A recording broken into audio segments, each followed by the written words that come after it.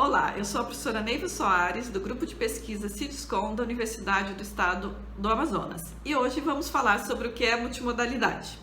Então, a multimodalidade entende que a comunicação e a representação vão além do campo da linguagem falada e escrita.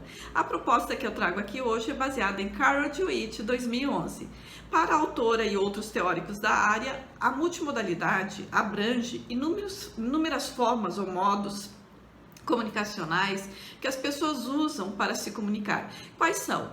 Imagens, gestos, movimento, olhar, a postura, as cores, os sons, a voz, a música, o espaço, bem como a relação entre esses modos.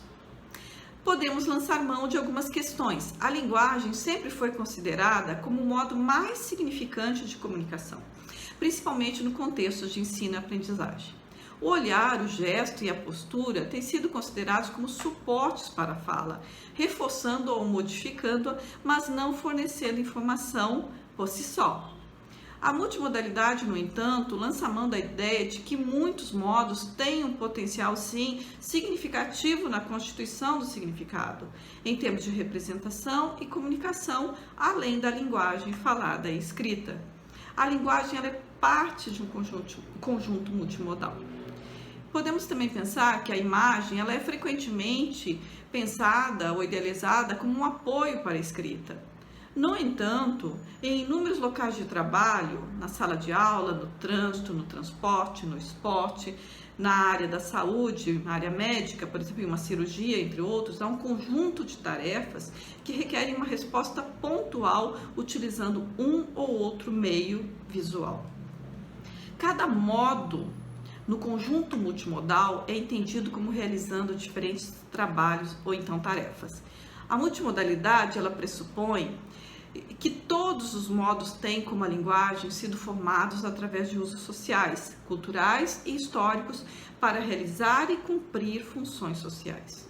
A multimodalidade ela considera que todos os atos comunicativos ou comunicacionais podem ser constituídos por meio do social. Quanto aos papéis da multimodalidade, a imagem e outros modos não linguísticos assumem papéis específicos em contextos específicos. Como assim? Esses papéis não são fixados, mas articulados e situados. Por exemplo, a imagem de uma célula numa sala de aula do ensino médio é diferente de uma imagem de uma célula no contexto de graduação no ensino de biologia ou então, por exemplo, no ensino de área médica, na área, por exemplo, da saúde ou medicina, enfim. Nesse fulcro, nós chegamos à gramática do design visual, criada por Krause e Van Miegel em 1996, primeira reedição 2006.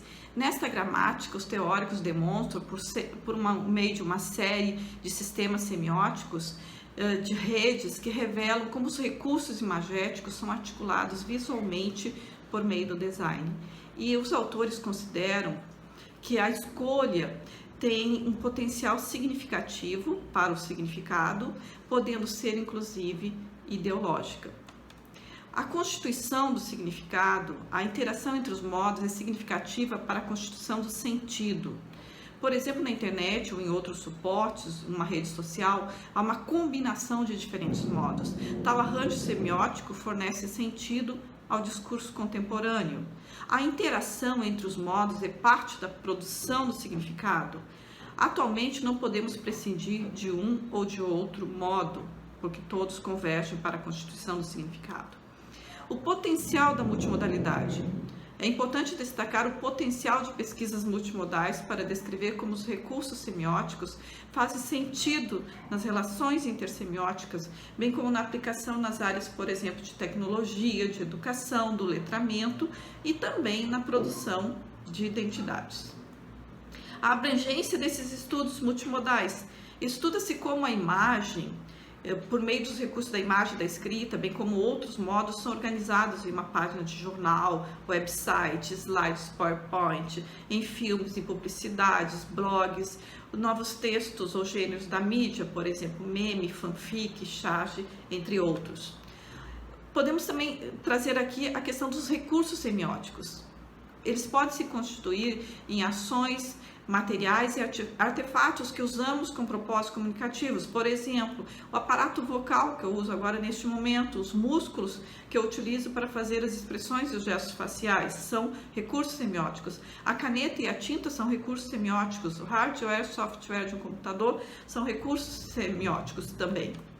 Assim, já encaminhando as minhas considerações, nós podemos pensar que a multimodalidade ela é um campo profícuo para as incursões linguísticas contemporâneas, com um olhar mais atento a outros domínios que também compõem o significado linguístico, né?